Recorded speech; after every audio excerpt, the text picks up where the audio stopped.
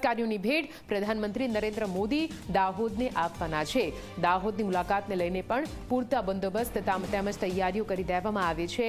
અહીં પણ દાહોદની જનતા ઉત્સાહ સાથે રાહ જોઈને બેઠી છે કે ક્યારે પ્રધાનમંત્રી નરેન્દ્ર મોદી તેમની વચ્ચે આવે।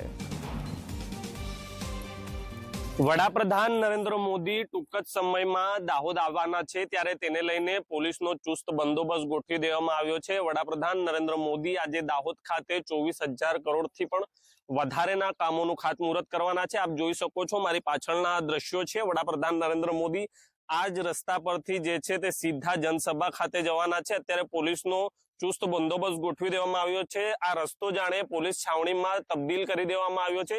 વાહનોનું સઘન ચેકિંગ થઈ રહ્યું છે અને અત્યારે તેમનો કાફિલો જે છે તે ટૂંક જ સમયમાં દાહોદના રોડ પરથી પસાર થવાનો છે અને જે લોકોમોટિવ એન્જિનનું તેઓ લોકાર્પણ કરશે। લીલી ઝંડી બતાવીને જે દેશનું સૌપ્રથમ જે લોકોમોટિવ એન્જિનને જે છે તે દેશને સમર્પિત કરશે।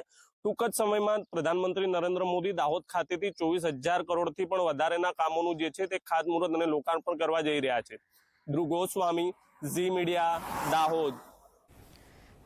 તો થોડી જ વારમાં પ્રધાનમંત્રી નરેન્દ્ર મોદી ગુજરાતમાં આવી જશે અને ગુજરાતની જનતા ઉત્સાહભેર તેમનું સ્વાગત કરશે।